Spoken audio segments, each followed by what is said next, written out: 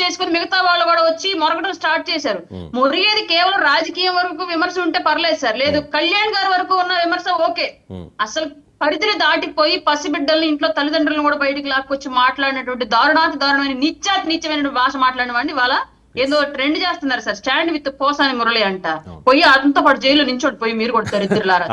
Already అధినేత ఆ party అధినేత మాజీ ముఖ్యమంత్రి జగన్ కూడా రెస్పాండ్ అయ్యారండి కొద్దిసేపటి క్రితం. ఈ అరెస్ట్ అక్రమము, రెడ్ బుక్ రాజ్యాంగం నడుస్తోంది, ఇది చాలా దారుణము, మేము అధికారంలోకి వస్తాం, వచ్చిన తర్వాత ఒక్కొక్కటి సంగతి తెలుస్తామంటూనే పోసాని కృష్ణమురళి గారి భార్యకు ఫోన్ చేసి సంఘీభావం తెలిపి పార్టీ మీకు అండగా ఉంటుంది అని హామీ కూడా ఇచ్చారటండి. జస్ట్ బ్రేకింగ్ న్యూస్ అది. వైఎస్ఆర్ కాంగ్రెస్ పార్టీ నేతలందరూ, వైఎస్ఆర్ కాంగ్రెస్ పార్టీ నాయకులందరూ రియాక్ట్ అవుతూ ఉన్నారు.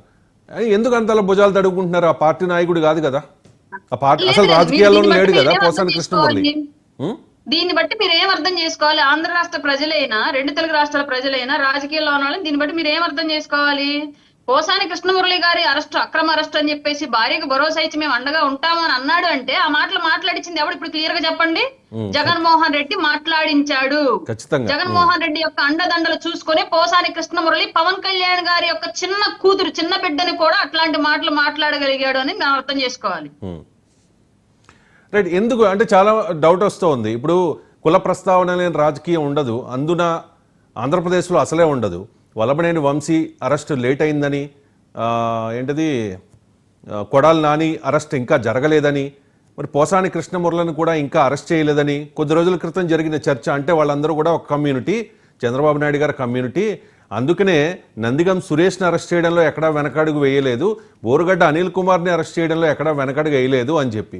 కానీ అలా విమర్శించిన వాళ్ళందరికీ ఇప్పుడు తెలుస్తుంది వల్లభనేని వంశీ ఆల్రెడీ రిమాండ్లో ఉన్నారు, ఆయన మీద వేరే సెక్షన్ల కింద కూడా కేసులు నమోదయ్యాయి, ఆయన బయటకు వచ్చే పరిస్థితి అయితే ఇప్పటి వరకు కనిపించట్లేదు. ఇప్పుడేమో పోసాని కృష్ణమురళి, సామాజిక వర్గం తెలుసు కదా. అంటే ఈ టైప్ ఆఫ్ విమర్శలు చేస్తున్న వాళ్ళకి మీరు ఇచ్చే సమాధానం ఏంటి? చట్టం దృష్టిలో ఇక్కడ కులాలు అన్ని సమానం, ఎవరు కూడా చేసినటువంటి తప్పులని తప్పించుకుని పోయే ప్రసక్తి అయితే జరగదు. కాకపోతే దొరికినటువంటి ఆధారాలను బట్టే ముందు వెనక అనే దాన్ని డిసైడ్ చేస్తుంది చట్టం క్లియర్ గా. ఇంకోటి ఏంటంటే అండి, ఇప్పుడు మొన్న ఈయన సుద్దపోస కబుర్లో ఒకటి చెప్పాడు, మీరు పోసాని కృష్ణమురళి ప్రెస్ మీట్ మీరు కనుక గమనించినట్లయితే, నేను అనేసాను, ఇప్పుడు నేను క్విట్ అవుతున్నాను రాజకీయాలని చెప్పేసి మారు మనసు పొందాను నేనని చెప్పేసి తెల్లజెండా ఎత్తేసాడండి. తెల్లజెండా ఆయన ఎత్తినందువల్ల మాకు వచ్చే నష్టం లేదు. ఇప్పుడు ఆయన మీద మేమేం కేసు పెట్టట్లా, గతంలో మాట్లాడినటువంటి మాటలకు మాత్రమే చట్టం అతని మీద చర్యలు తీసుకుంటుంది. ఇప్పుడు నేను ఒక మర్డర్ చేసేసి ఇవాళ నేను మారిపోయాను, నాకు సంబంధం లేదు అని చెప్పేసి పోయిన ప్రాణం తిరిగి రాదు కదండి, జరిగినటువంటి ఘోరం మాసిపోదు కదండి. అలాగే క్లియర్ గా ఆయన చేసినటువంటి తప్పులకే ఈ రోజు చట్టం యాక్షన్ తీసుకుంటుంది, ఖచ్చితంగా శిక్ష అనుభవించే తీరాలి. కులాలు మతాలు ఇవేమీ కూడా ఇందులో ఇన్వాల్వ్ చేయబడవు, ముందు వెనక మాత్రమే ఉంటుంది. దానికి కారణం సరైనటువంటి ఆధారాలు, అంతే. రైట్. ఇది ఎవరి కోట అరెస్ట్? ఇది టీడీపీ కోట అరెస్టా, జనసేన కోట అరెస్టా? నా పాయింట్ అర్థమైంది అనుకుంటా. చట్టం కోట అరెస్ట్ సార్, చట్టం కోట అరెస్ట్, బాధితుల కోట అరెస్ట్ సార్. అంటే ఇప్పుడు పవన్ కళ్యాణ్ గారిని విమర్శించిన వాళ్ళందరూ కూడా జనసేన కోట నుంచి, చంద్రబాబు నాయుడు గారిని, లోకేష్ గారిని, భువనేశ్వర్ గారిని అరెస్ట్ చేసిన వాళ్ళ ఐ మీన్ విమర్శలు చేసిన వాళ్ళందరూ కూడా వాళ్ళ మీద వాళ్ళు అరెస్ట్ అయితే టీడీపీ కోట. ఇప్పుడు వల్లభనేని వంశీ కాస్త లేట్ అయినా అరెస్ట్ అయ్యారు, ఇప్పుడప్పుడే బయటకు వచ్చే అవకాశం లేదు, ఎందుకంటే అంత దారుణంగా ఆయన మీద కేసులు ఉన్నాయి, ఆయన చేశారు, అవన్నీ కూడా ఇప్పుడు విచారణలో నిజమని తేలుతూ ఉన్నాయి. అది టీడీపీ కోట. బోరుగడ్డ అనిల్ కుమారు, పోసాని కృష్ణమురళి, నెక్స్ట్ కొన్ని పేర్లు వినిపిస్తూ ఉన్నాయి, అది జనసేన కోట అని చెప్పి.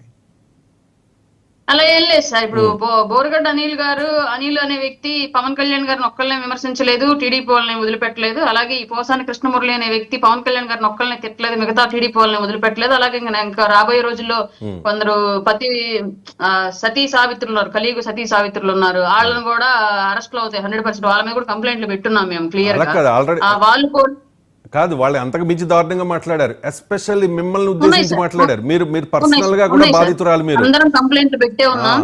అప్పుడే కంప్లైంట్లు పెడితే అప్పుడు ఉన్నటువంటి పొలిటికల్ పవర్ ను ఉపయోగించి ఆ రోజు కంప్లైంట్లు తీసుకోలేదు మా దగ్గర నుంచి, ఇంకా మమ్మల్ని స్టేషన్ చుట్టూ తిప్పించి విసిగించారు. ఖచ్చితంగా మా గవర్నమెంట్ వచ్చాక మేము కంప్లైంట్లు అయితే కట్టాము. టైం చూసుకొని ప్రభుత్వం ఖచ్చితంగా వాళ్ళ మీద యాక్షన్ తీసుకుంటది. రైట్. అండ్ నెక్స్ట్ ఎవరండి అంటే, రోజా ఏమాత్రం తక్కువ కాదు, శ్రీరెడ్డి ఏమాత్రం తక్కువ కాదు, పంచి ప్రభాకర్ ఏమాత్రం తక్కువ కాదు. ఇంకా చెప్పాలంటే పవన్ కళ్యాణ్ గారి మీద పడి ఏడ్చిన వాళ్ళు మీలాంటి వీర మహిళల్ని, జన సైనికుల్ని, జనసేన నాయకుల్ని చాలా రకాలుగా ఇబ్బంది పెట్టిన వాళ్ళు లిస్టు తీయాలంటే వైఎస్ఆర్ కాంగ్రెస్ పార్టీలో జగన్ కళ్ళల్లో ఆనందం చూడడానికి వాళ్ళు చేసిన ప్రయత్నం ఎంతమంది చేశారంటే పెద్ద లిస్ట్ ఉంది. కానీ వీళ్ళ పేర్లు వినిపిస్తూ ఉన్నాయి. నెక్స్ట్ రోజా అని, శ్రీరెడ్డి అని, పంచ్ ప్రభాకర్ అని. అంటే నెక్స్ట్ ఎవరు? సార్ మేము ఎవరి మీద కక్ష సాధింపుకు వెళ్ళట్లేదు.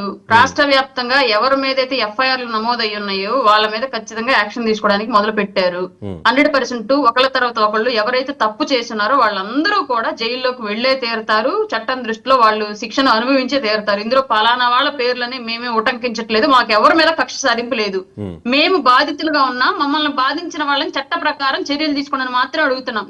మాకు అర్జెంట్ గా మమ్మల్ని ఆ రోజు అరెస్టులు చేశారు, టార్చర్ చేశారు కదా అని చెప్పేసి మా పార్టీ నాయకుల నుంచి అచ్చెన్నాయుడు గారిని కానివ్వండి, లేదంటే చంద్రబాబు నాయుడు గారిని కానివ్వండి, లేదంటే మాలాంటి వాళ్ళని కానివ్వండి, అందరినీ ఎలా పడితే అలా ఎట్లా అరెస్టులు చేశారు. రఘురామకృష్ణరాజు గారిని కానివ్వండి, అసలు వారెంట్ ఇష్యూ చేయకుండా, నోటీస్ కూడా ఇవ్వకుండా గోడలు దూకి అర్ధరాత్రులు ఆపరేషన్స్ జరిగి బ్లీడింగ్ అవుతున్న సందర్భాల్లో కూడా ఘోరాతి ఘోరంగా పోలీసులే రౌడీలుగా వ్యవహరించి అరెస్టులు జరిగినటువంటి సందర్భాలను గత 5 ఏళ్లు చూసాం మనం. అట్లాంటి అరెస్టులు మేము ఇప్పుడేమి కోరట్లా. 100% చట్ట ప్రకారం పెట్టినటువంటి సెక్షన్ల ప్రకారం ఎలాంటి అరెస్ట్ అయితే వీలవుతుందో చట్టానికి ఆ ప్రకారం మీరు అరెస్ట్ చేసి శిక్షించండి, మెజిస్ట్రేట్ ముందు హాజరుపరిచారని మాత్రం మేము కోరుతున్నాం. మాకు కక్ష సాధింపులు ఎవరి మీద లేవు. పలానా వాళ్ళని నెక్స్ట్ చెయ్యాలి అని చెప్పేసి మేము కోరట్లా. మేము బాధితులుగా ఉన్నాం, మమ్మల్ని బాధించిన వాళ్ళని శిక్షించండి అంతే. అంటే వైసీపీ హయాంలో అప్పుడు రెచ్చిపోయిన వాళ్ళు ఇప్పుడు భయపడో లేకపోతే టార్గెట్ అవుతామనో ఒక్కొక్కరు స్వరం మారుస్తూ ఉన్నారు. పవన్ కళ్యాణ్ గారిని పొగుడుతున్న వాళ్ళు కూడా కొంతమందిని మనం చూస్తూ ఉన్నాం. అలా ఇంకా రాజకీయాల నుంచి దూరం అయిపోతాం, ఇంక ఏ రాజకీయ పార్టీలోని జాయిన్ అవ్వము అన్నా కూడా వాళ్ళ మీద యాక్షన్స్ తీసుకోవడానికి గల కారణం ఏంటి? అంటే సార్ ఇప్పుడు తెల్లజెండా ఎత్తేసినంత మాత్రాన వాళ్ళ మీద వాళ్ళు చేసిన పాపాలన్నీ అయిపోయాయా, వాళ్ళు చేసిన తప్పులన్నీ అయిపోయాయా, మేము పడినటువంటి ఇబ్బంది అంతా అయిపోయిందా? ఏ రాజకీయ పార్టీలోకి చేరలేదు. ఇప్పుడు మా గవర్నమెంట్ వచ్చాక మాట్లాడుతున్నారు. అదే వైసీపీ గవర్నమెంట్ వచ్చి ఉంటే మమ్మల్ని బ్రతకనిచ్చుండే వాళ్ళ, మాకు మాన ప్రాణాలు ఉండనిచ్చే వాళ్ళ, మమ్మల్ని సమాజంలో తిరగనిచ్చుండే వాళ్ళ. 5 ఏళ్ల పాటు మేము పడ్డటువంటి శిక్ష, మేము అనుభవించినటువంటి మానసిక వేదనకి ఈ రోజు వాళ్ళకి శిక్ష వేస్తున్నాం. చట్ట ప్రకారం చర్యలు తీసుకుంటున్నాం. ఇప్పుడు తెల్లజెండా అయితే హ్యాపీ, రాజకీయాలు ప్రశాంతంగా ఉంటాయి బూతులు లేకుండా. 5 ఏళ్ల పాటు ప్రశాంతంగా ఎవరు బూతులు వినాల్సిన అవసరం ఉండదు. వాళ్ళు మారిపోయారంట బూతులు మాట్లాడే వాళ్ళందరూ కూడా. కానీ ఇప్పటికీ కొంతమంది వైసీపీ నేతలు చిటికేసి మరీ చెప్తున్నారు, నెక్స్ట్ మేము అధికారంలోకి వస్తాం, అప్పుడు మీ సంగతి తెలుస్తాం అని చెప్పి. అంటే అంత అధపాతాళానికి పడిపోయినా కూడా వాళ్ళ కాన్ఫిడెన్స్ కారణం ఏంటి? టార్గెట్ చేస్తారని భయం కూడా లేకుండా. మనం రావాలి అనుకుంటే రామ్ సార్, ప్రజలు ఇవ్వాలి అనుకుంటే వస్తాం. 5 ఏళ్ల పాటు దరిద్రపు పరిపాలన చూశారు కాబట్టి ప్రజలు ఇంక ఈ బూతులు, ఈ కక్ష సాధింపు రాజకీయాలు అక్కర్లేదు, ప్రజల కోసం పనిచేసేటువంటి వ్యవస్థను ఎన్నుకుందాం చెప్పేసి కూటమి ప్రభుత్వానికి అధికారం ఇచ్చారు. ఇవాళ మేము కూడా వాళ్ళలాగే బూతుల రాజకీయానికో లేదంటే కక్ష సాధింపు రాజకీయాలకు వెళితే నెక్స్ట్ వీళ్ళు అధికారంలోకి వస్తారేమో అన్నటువంటి హోప్ ఉండేది. కానీ మేము అలా వెళ్ళట్లా. క్లియర్లీ చట్ట ప్రకారం వెళ్తున్నాం, ప్రజాస్వామ్యబద్ధంగా వెళ్తున్నాం. కాబట్టి ప్రజలు మళ్ళీ వైసీపీని నమ్మి మళ్ళీ అధికారంలోకి తీసుకొచ్చే పరిస్థితి లేదు. పగట కళ్ళ కంటం మానేస్తే మంచిది. వాళ్ళు ఉన్న 11 సీట్లైనా సరే కనీసం అసెంబ్లీలోకి వచ్చి పోరాటం చేస్తే